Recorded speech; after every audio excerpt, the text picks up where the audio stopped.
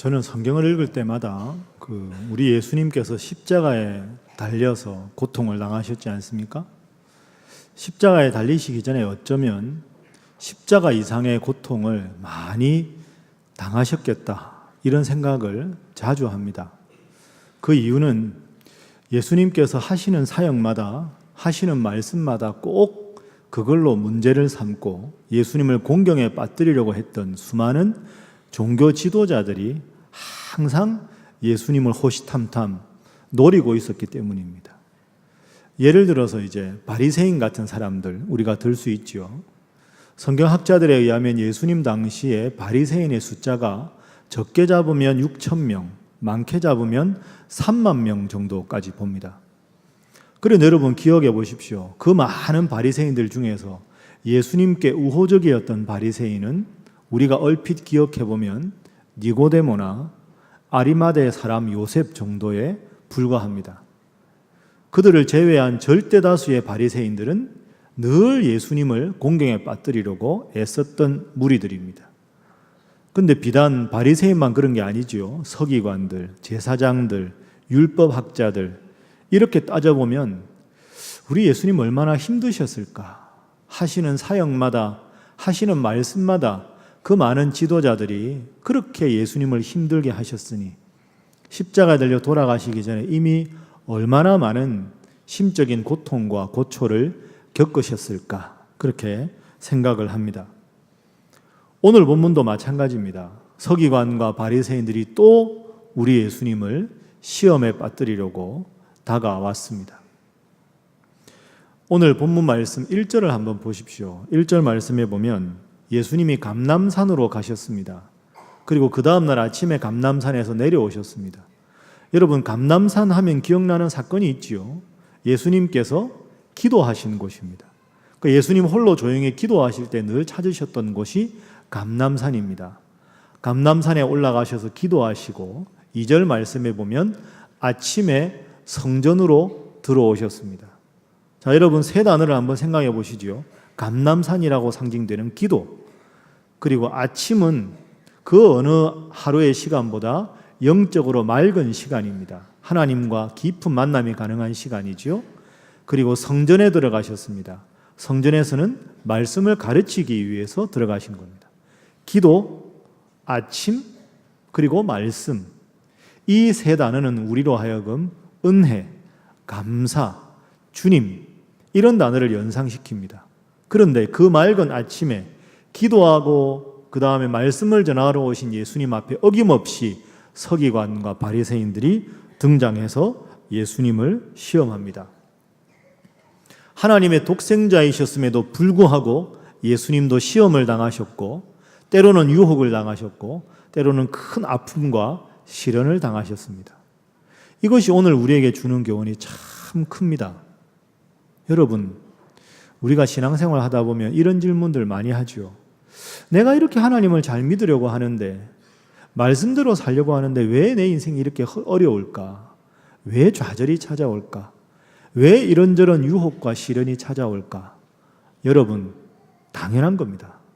오늘 예수님 보십시오. 밤새 기도하시고 말씀 전하러 오셨던 예수님도 어김없이 시험을 당하셨습니다. 우리의 믿음의 여부와 관계없이 우리 모두는 시험과 시련이 있다 하는 것을 볼 수가 있습니다. 자, 그럼 구체적으로 예수님께서 당하신 시험이 무엇이었는지 한번 본문 말씀을 살펴보겠습니다.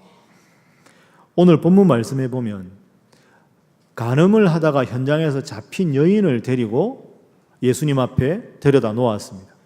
상상해 보시면 성전에서 하나님 말씀을 가르치시고 수많은 무리들이 있는데 예수님의 대적자인 서기관과 바리새인들이 간음하다 현장에 잡힌 여자를 끌고 와서 내동쟁이 치듯이 예수님 앞에 탁 무릎을 꿇린 겁니다. 그리고는 이렇게 묻습니다. 오늘 보면 4절 5절 말씀. 선생이여, 이 여자가 간음하다가 현장에서 잡혔나이다.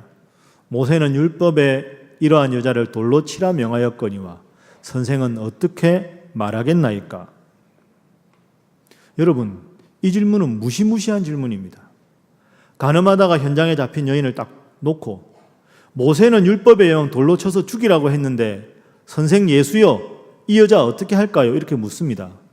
그러면 돌로 치라, 치지 말아라 두 가지겠죠. 대답은. 그런데 만약에 예수님께서 돌로 쳐서 이 여자를 죽게 하라 이러면 심각한 문제가 생깁니다. 당시 이스라엘은 로마의 속국이었습니다. 생사 여탈권은 오직 로마의 총독 한 사람에게만 있습니다. 그러니 예수님께서 이 여자를 돌로 쳐서 죽게 하라라고 하면 그 순간 로마에 대한 반역죄가 성립되는 거죠. 식민지의 한 지도자, 일개 지도자에 불과한 당신이 어떻게 사람을 죽이라고 하느냐. 바로 로마의 관원들에게 신고를 하게 되면 심각한 문제가 생깁니다. 그리고 여러분 한번 또 기억해 보십시오. 예수님 별명이 있었지요. 세리와 죄인의 친구였습니다. 가난하고 소외되고 헐벗은 사람들의 친구가 되어주신 것이 예수님이었습니다. 그런데 죄짓고 끌려온 이 여인을 돌로 죽이라 이렇게 하면 예수님은 더 이상 세리와 죄인의 친구가 되지를 못합니다. 그러면 예수님에 관한 이 소문이 자꾸 퍼지게 되면 예수님을 따르는 무리가 적어지겠지요. 예수님은 하나님 말씀을 더 이상 전할 수가 없게 되는 겁니다. 자, 그러면 돌로 치지 말아라. 이 여자를 내버려 두어라. 이렇게 하면 어떻게 될까요? 이렇게 할 경우에도 심각한 문제가 있습니다.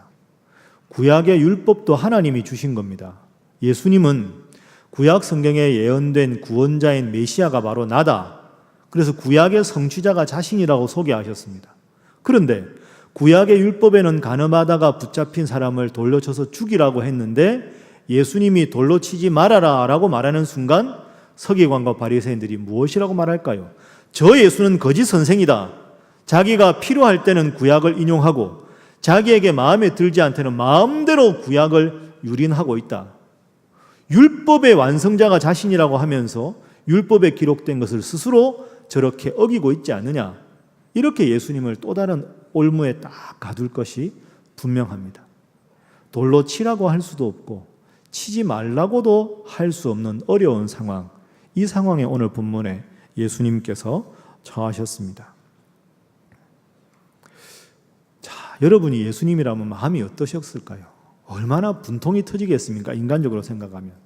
의도가 뻔히 보이지 않습니까? 얼마나 인간적으로만 생각하면 마음에 우라통이 터졌을까요? 그렇습니다. 여러분 깊이 생각하십시오. 이것이 인생입니다. 내 의도와 관계없이 내가 하나님 앞에 잘못하지 않았는데도 때로는 모함에 빠질 수도 있고 유혹에 빠질 수도 있고 시험과 시련을 겪을 수밖에 없다 하는 것이 오늘 본문의 첫 번째 교훈입니다. 하나님을 잘 믿는 사람, 가장 하나님을 잘 믿은 예수님도 이런 큰 고통을 당하셨습니다. 우리가 하나님 앞에 나와 예배드리고 열심히 기도한다고 해서 모든 기도 제목이 다 응답되고 우리 앞에 장밋빛 인생만 펼쳐지는 것이 결코 아닌 것이지요. 자, 그럼 우리가 어떻게 해야 할까요? 하나님을 믿어도 잘 믿어도 시험에 빠질 수밖에 없고 유혹을 당할 수밖에 없다면 우리는 이 세상에서 어떤 기도를 하면서 살아야 할까요? 이에 대한 해답을 우리 예수님께서 요한복음 17장에서 우리에게 들려주고 계십니다. 자, 우리 요한복음 17장 15절부터 17절까지 화면 보면서 우리 함께 읽어보겠습니다. 시작. 내가 비옵는 것은 그들을 세상에서 데려가시기를 위함이 아니요 다만 악에 빠지지 않게 보존하시기를 위함이니이다. 내가 세상에 속하지 아니함 같이 그들도 세상에 속하지 아니하였사옵나이다. 그들을 진리로 거룩하게 하옵소서. 아버지의 말씀은 진리니이다. 아멘. 요한복음 17장에 예수님 참 위대한 표현을 하셨습니다. 하나님을 믿는 사람도 세상에 있다. 그러나 그들은 세상에 속한 자들이 아니다. 세상에 있으나 세상에 속하지 않은 자들, 이 세상 사람들과 같이 살아가나 우리의 삶의 가장 중요한 지향점을 하나님께 두는 사람들. 그래서 하나님, 이 당신의 백성들을 하나님의 말씀인 진리로 거룩하게 해 주십시오. 이렇게 예수님께서 기도하고 계신 겁니다. 그래서 여러분, 제가 자주 강조하지만 우리의 기도가 바뀌어야 합니다. 시험으로부터 우리를 보호해 주십시오. 그 기도는 주님 들어주시지 않습니다. 오늘 본문에 예수님도 시험을 당하셨습니다. 시험으로부터 저희를 보호해 주십시오. 그 기도 대신에 주님, 시험 당할 수밖에 없으나 시험 속에서 시험에 더 이상 빠져들지 않도록 저희를 보호해 주옵소서. 시험으로부터의 보호가 아니라 시험 안에서의 보호를 위해서 우리가 기도해야 할 줄로 믿습니다. 그래야 우리가 유혹에서 이겨나갈 수가 있는 거지요. 내 힘으로 내 능력대로 그 유혹을 극복할 수 없고 시험을 극복할 수 없을 때 하늘의 열쇠를 기다리는 것이 기도입니다. 제가 목사라서 설교단이라서 기도를 강조하는 것이 아니라 하나님을 믿는 사람이라면 하나님의 지혜가 필요하고 그 기도가 없이 우리가 어떻게 이 험난한 세상을 잘 살아갈 수가 있겠습니까? 아무리 의로워도 까닭 없이 당하는 좌절과 시련과 유혹 앞에서 날마다 하나님 앞에 기도함으로 하늘의 방법으로 인생의 모든 문제를 해결받는 여러분 한 분 한 분 되시기를 주님 이름으로 축복합니다. 우리 옆에 분들과 인사 한번 하겠습니다. 늘 기도하시기 바랍니다. 한 번 더 하겠습니다. 기도만이 시험을 이길 수 있습니다. 하겠습니다. 자, 그러면 돌로 치라고 할 수도 없고 치지 말아라 하고도 말할 수 없는 이 진퇴양난의 어려움 속에서 우리 예수님은 어떻게 슬기롭게 이 시험을 극복하시는가 하는 것을 한번 생각해 보겠습니다. 우리 주님의 대답은 남을 향한 정죄의 시선으로 먼저 스스로를 바라보라, 이렇게 교훈을 우리에게 그리고 당시의 무리들에게 주셨습니다. 자, 이걸 좀 더 구체적으로 생각해 보기 전에 여러분, 오늘 본문 우리가 잘 아는 본문 아닙니까? 그런데 오늘 본문을 가만히 생각을 해보면 석연치 않은 점이 세 가지가 있습니다. 뭔가 좀 석연치가 않다. 첫 번째는요, 가늠하다가 현장에서 이 여인을 붙잡았습니다. 그 여러분 좀 이상하지 않습니까? 예나 지금이나 허름하게 방문 열어놓고 그런 일 안 하잖아요. 그런데 어떻게 가늠한 여인을 현장에서 잡았을까요? 쉬운 일이 아니죠. 두 번째는 돌로 쳐서 그 여인을 죽이려고 하면 율법에 의하면 그 현장에 대한 증거와 2명 이상의 증인이 필요합니다. 남녀가 그런 일을 하는 상황에서 2명 이상의 증인이 있었을 리도 만무하고 증거가 있었을 리도 만무합니다. 어떻게 이 현장에서 이 여인을 잡았을까? 석연치가 않습니다. 세 번째 결정적인 점은 남자는 어디 갔을까요? 혼자 안 하잖아요. 그럼 남녀가 같이 있었는데 남자에 대해서는 아무 언급이 없습니다. 여자만 잡혀서 왔습니다. 석연치가 않지요. 아마도 예수님을 계략에 빠뜨리게 하기 위해서 의도적으로 이런 장치를 한 것이 아닌가 하고 추정도 할 수 있는 그런 상황입니다. 자, 어쨌든 이런 뭔가 석연치 않은 의심의 정황 속에서 종교 지도자들은 계속 예수님을 다그칩니다. 돌로 치리이까 말리이까? 돌로 치리이까 말리이까? 빨리 대답하시오! 묻습니다. 그런데 예수님은 치라고 할 수도 없고 치지 말라고 할 수 없는 이 상황에서 6절 말씀에 보면 허리를 굽히셨습니다. 그리고 땅에 무언가를 쓰셨습니다. 서기관과 바리새인들이 더 답답해합니다. 다시 대답을 다그칩니다. 당신 뭐 하고 있어? 치리일까 말리일까? 빨리 대답하시오. 자꾸 묻습니다.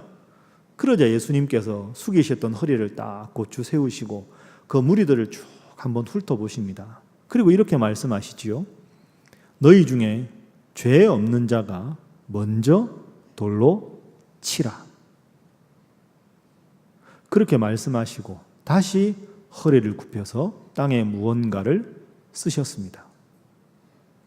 예수님이 땅에 무엇을 쓰셨을까? 그것은 본문이 말하고 있지 않습니다. 일부 학자들은 그 모였던 종교 지도자들과 무리들의 마음속에 있는 죄악을 하나하나 쓰셨을 것이다 하고 추정을 하기도 합니다. 그러나 더 설득력 있는 해석은 너희 중에 죄 없는 자가 돌로 치라. 너희는 과연 저 여인을 정죄하고 돌로 칠 정도로 이로운 삶을 살았느냐? 너희들 스스로의 내면을 깊이 한번 성찰해 보아라 하고 스스로의 죄악을 돌아볼 수 있는 시간적 여유를 주신 것이다. 이렇게 보는 것이 더 설득력 있는 해석이라고 생각합니다. 오늘 우리가 잘 아는 이 본문으로 유명한 화가들이 수많은 성화들을 그렸습니다. 그 중에서 제가 제일 좋아하는 이 본문으로 그린 성화는 렘브란트라는 화가가 그린 성화입니다. 그 렘브란트의 그림을 보면 여러분 화면에 보이시죠? 저 그림입니다. 저 그림의 중앙을 딱 보시면 하얀 옷을 입은 여인이 있습니다. 저 여인이 바로 가늠하다가 현장에 붙잡힌 여인입니다. 렘브란트의 그림이 특별히 우리의 주목을 끄는 것은 대부분의 성화는 중앙에 예수님이 자리하고 죄인이든 다른 사람들이 양쪽에 있는데 이 렘브란트의 그림만큼은 유독 예수님이 중앙에 있는 게 아니라 저 여인, 가늠하다 현장에 붙잡힌 여인이 중앙에 있습니다. 그리고 그림을 자세하게 보시면 윗단과 아랫단이 있죠. 윗단은 제사장이 있습니다. 제사를 드리는 단이 있고요. 검은색 옷을 입은 사람이 죄에 대해서 공격을 합니다. 그리고 아랫단에 보면 저 여인의 여러분 보시기에 오른쪽에 서 있는 사람이 손가락을 가리키면서 이 여인이 부정한 여인이다 하고 손가락질하고 그 옆에 예수님께서는 자주색 옷을 입고 서 계신 모습을 볼 수가 있습니다. 자, 저 그림의 윗단을 제가 제단이라고 말씀드렸는데요. 여러분 제단에 제사장이 앉아 있습니다. 그러면 제단에는 제물이 있어야 하지 않습니까? 제물은 보이지 않습니다. 그럼 저 그림에서 우리의 모든 죄를 담당하는 제물은 어디에 있을까요? 그 제물, 그 희생 제물이 바로 저 여인입니다. 렘브란트의 의도는 바로 그것입니다. 이런 걸 우리에게 지적하는 거죠. 이 불쌍한 이 여인이야말로 이 모든 무리들의 죄악을 담당하는 희생 제물이다. 그런데 저 주위에 서서 손가락질하는 저 많은 사람들은 자신들의 속에 엄청난 죄악이 있음에도 그 모든 죄악을 의로운 척 다 감추고 저 가엾은 저인 한 여인에게 모든 손가락질을 하면서 죄가 저 여인에게만 있다고 생각하고 있다. 렘브란트가 오늘 우리에게 묻습니다. 여러분은 저 무리 속의 한 사람은 아닙니까? 여러분은 저 여인을 향해서 손가락질할 정도로 하나님 앞에 의롭습니까? 그걸 지금 우리에게 묻고 있는 것이지요. 저는 오늘 본문과 저 그림을 연관해서 생각해 보면 오늘 우리가 꼭 기억해야 될 핵심 교훈이 세 가지가 있다고 생각합니다. 첫 번째는 우리 모두는 죄인이라는 거죠. 우리가 죄 없이는 살아갈 수가 없습니다. 저 중앙에 있는 저 여인은 사실은 바로 오늘 우리의 모습입니다. 두 번째는 저 여인은 고개를 숙이고 있습니다. 겸손을 뜻하지요. 죄인인 우리가 하나님 앞에 겸손해야 될 필요가 있음을 가르칩니다. 그리고 마지막 세 번째는 우리 주님의 따뜻한 눈빛입니다. 그 어떤 죄를 지어도 우리 주님은 우리의 죄를 용서해 주신다. 이렇게 말씀하고 있습니다. 사랑하는 여러분, 방금 저 그림에서 저 가늠하다가 붙잡힌 여인이 입은 옷이 흰 옷입니다. 흰 옷은 성경에서 보면 죄사함을 받았다 이런 뜻이지요. 가늠하다가 현장에 잡혀서 죽을 수밖에 없는 저 여인이 흰 옷을 입고 있습니다. 예수님의 그 무한한 사랑으로 저 여인조차도 용서받았다는 뜻이지요. 그리고 저 그림에서 가장 밝은 빛깔로 저 여인을 표현하고 있습니다. 우리가 그 어떤 심각한 죄를 지어도 우리 예수님은 우리를 한없이 따뜻한 눈빛으로 용서하시고 사랑하신다 하는 것이 본문의 교훈이고 저 렘브란트 그림의 교훈입니다. 그렇습니다. 우리 모두는 죄인입니다. 우리 모두는 예외 없이 죄인이기에 서로를 용납하고 죄인이기에 서로를 품어주는 것이 필요합니다. 어떤 죄를 지어도 다 용서받을 테니 마음껏 죄를 지어라 이런 뜻이 아니라 따뜻한 햇살 같은 우리 주님 앞에 겸손히 고개를 숙이면 그 어떤 죄도 다 용서받는다 하는 사랑의 주님을 본문은 우리에게 가르쳐주고 있습니다. 우리 옆에 분들과 인사 한번 하겠습니다. 우리 모두는 죄인입니다. 하겠습니다. 한 번 더 하겠습니다. 주님은 어떤 죄도 용서해 주십니다. 하겠습니다. 그러면 이제 마지막으로 이 예수님과 이 여인의 대화에 대해서 잠시 한번 생각을 해보겠습니다. 너희 중에 죄 없는 자가 먼저 돌로 치라. 이렇게 예수님께서 말씀하셨습니다. 그러니까 거기에 모여있던 무리들이 나이 든 분부터 한 사람 한 사람 양심의 가책을 느끼고 다들 돌아갔습니다. 전부 다 돌아가고 이제 그 많은 무리들이 한 명도 없이 이제 오직 그 여인과 예수님만 남게 되었습니다. 그때 우리 예수님께서 이 여인에게 말씀하십니다. 11절 말씀. 자, 우리 화면 보면서 함께 우리 11절 읽어봅니다. 시작. 대답하되 주여 없나이다. 예수께서 이르시되 나도 너를 정죄하지 아니하노니 가서 다시는 죄를 범하지 말라 하시니라. 아멘. 너를 정죄하던 자들이 어디 있느냐? 주여 없나이다. 사랑하는 여인아, 나도 너를 정죄하지 않겠다. 이렇게 주님께서 말씀하셨습니다. 내가 너를 정죄하지 않는다. 여러분, 이 말씀이 얼마나 은혜로운 말씀입니까? 모든 사람이 이 여인을 정죄하고 있는데 그 하나님의 아들 예수님께서 나는 너를 정죄하지 않겠다. 이렇게 말씀을 하십니다. 이 말씀을 잘 이해하셔야 됩니다. 이 말씀은 우리가 그 어떤 죄를 지어도 다 용서받으니까 마음껏 죄 짓고 살자 이런 뜻이 아닙니다. 그렇게 해석하면 우리 예수님의 십자가가 너무 값싼 은혜, 값싼 십자가가 되어버립니다. 나는 너를 정죄하지 않는다. 이 말씀은 나약한 동정이나 실속 없는 공수표가 아닙니다. 그러면 여러분, 이 여자의 죄는 어디로 갔을까요? 주님 마음으로 이렇게 말씀하신 것이지요. 사랑하는 여인이여, 너의 죄는 내가 담당한다.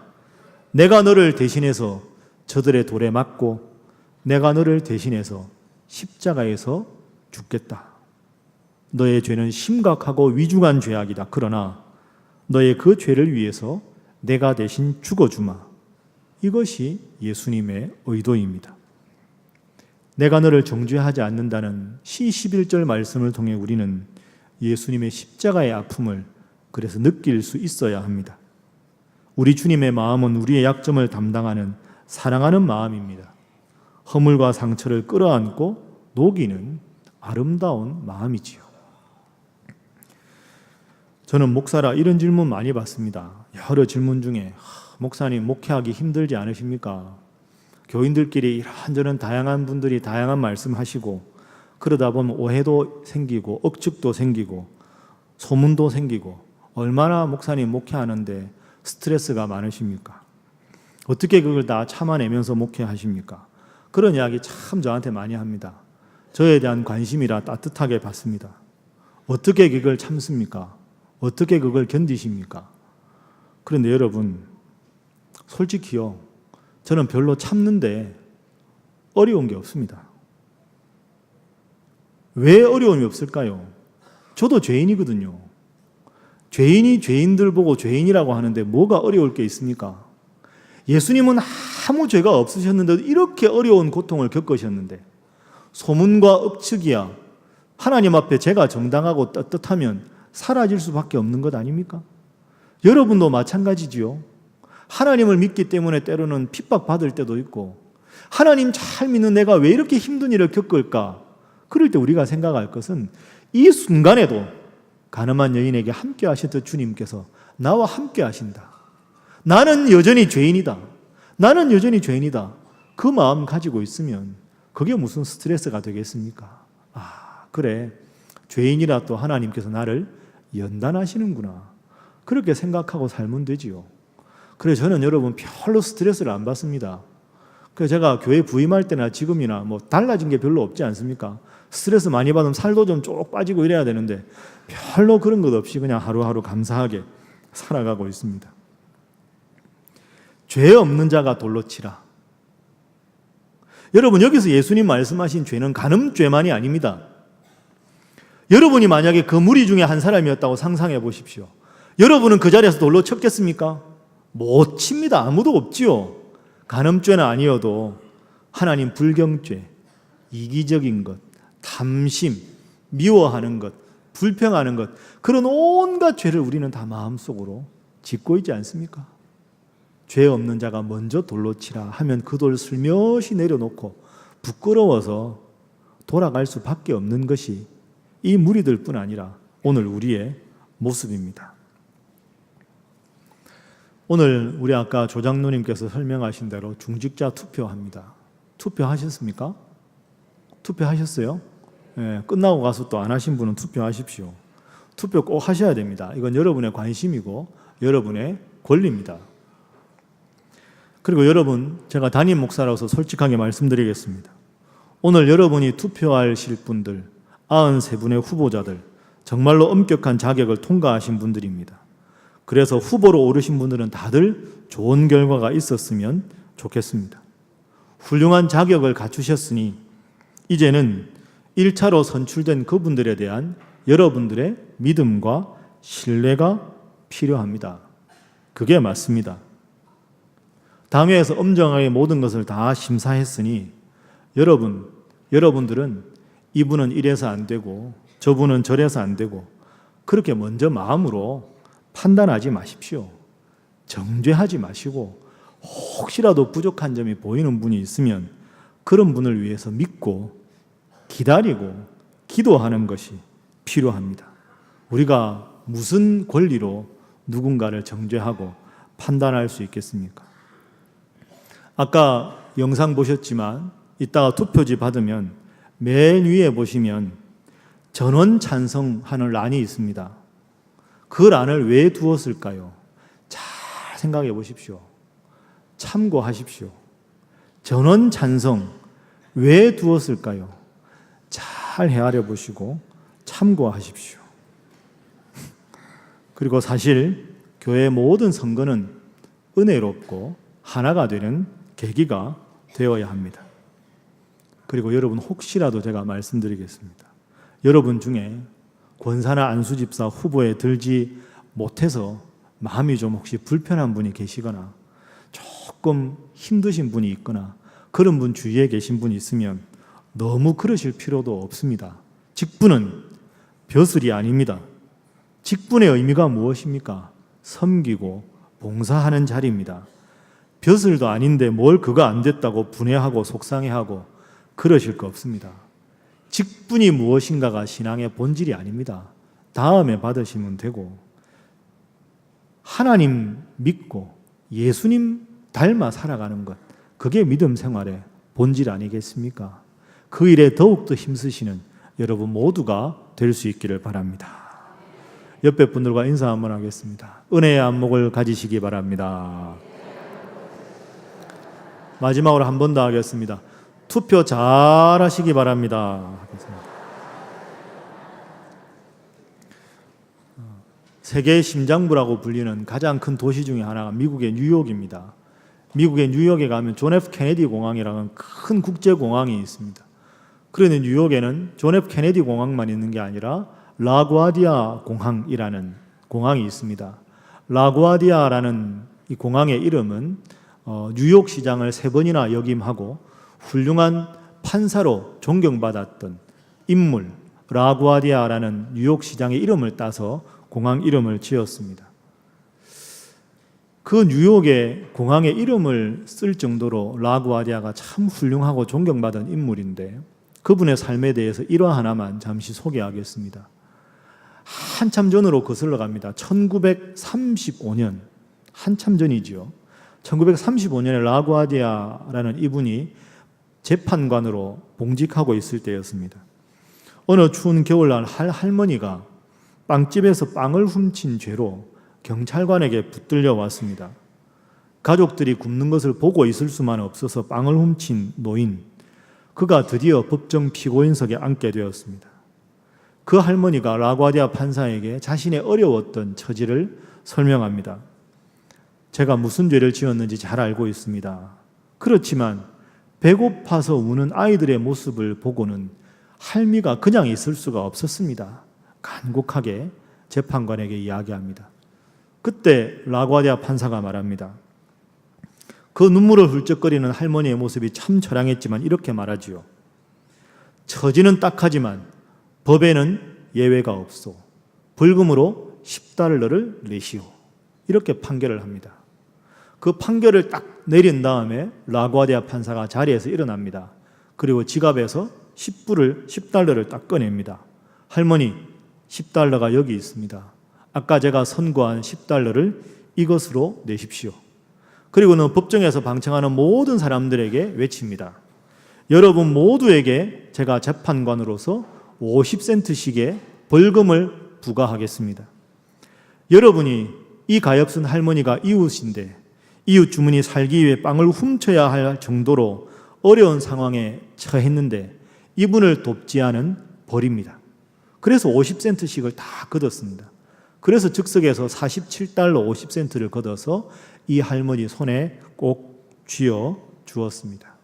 이 할머니가 눈물을 흘리면서 감사하는 마음으로 그 법정을 나섰다는 이야기가 있습니다. 죄는 미워하되 죄인은 미워하지 말라는 말이 있죠. 이 라구아디아 판사의 현명한 모습은 우리가 지향해야 할 성도의 아름다운 모습이라 이렇게 우리가 생각할 수 있습니다. 말씀을 정리하겠습니다. 사랑하는 신일의 성도 여러분, 우리 모두는 죄인입니다. 죄인이기에 감히 이 자리에 나올 수 없는데도 주님께서 우리를 이 자리에 불러주셨습니다. 주님 잘 믿어도 시험도 있고 유혹도 있고 시련도 있습니다. 그러나 그 가운데서 주님 우리를 지키시겠다 약속하셨고 그 약속을 가늠한 이 여인을 정죄하지 않으시고 보듬어 안는 사랑을 통해서 우리에게 보여주셨습니다. 그리고 그 주님은 오늘 우리에게도 이렇게 말씀하십니다. 내가 가늠하다 붙잡힌 여인을 용서한 것처럼 내가 너를 위해 십자가에서 죽은 것처럼 너희도 서로 용서하며 살아라. 용서하는 것에 대해서 한 시인이 이렇게 말합니다. 용서하라. 새가 노래하듯이 말이 달리기를 기뻐하듯이 물고기가 헤엄을 치듯이 우리 그리스도인들이 서로를 용납하고 용서하는 것, 그것이야말로 그리스도인의 본성이다. 기도하겠습니다. 사랑의 하나님, 가늠하다 현장에서 붙잡혀서 무서운 눈빛으로 돌을 들고 던지려 하던 그 많은 무리들 앞에 무서워 떨며 고개 숙인 그 여인을 상상해 봅니다. 주님, 그래도 저는 저 여인보다는 낫잖아요 생각하면서도 또 누구도 자신할 수 없는 것이 죄의 문제임을 깨닫습니다. 주님, 저희를 불쌍히 여겨 주옵소서. 이제는 다른 사람들을 향한 비난과 정죄의 손가락질을 그치게 하여 주옵소서. 무엇보다 내 눈에 있는 들보를 먼저 바라보게 하시고 그럼에도 불구하고 우리를 사랑하시고 용서하신 우리 주님처럼 서로 용서하며 사랑하며 포용하며 살아가게 하여 주옵소서. 주님, 특별히 우리 신일교회 안에서 우리 사랑하는 가족들 사이에서 서로 미워하거나 정죄하는 일이 없게 하여 주옵소서. 서로 세워주고 부족함을 넉넉히 안아주며 그저 교회가 좋고 그저 성도가 좋은 행복한 교회, 기뻐하는 성도들 되게 하여 주옵소서. 사랑의 주님, 주님 닮아 주님처럼 용서하며 사랑하며 살아가는 저희들 되게 하여 주옵소서. 예수님의 이름으로 기도하옵나이다. 아멘.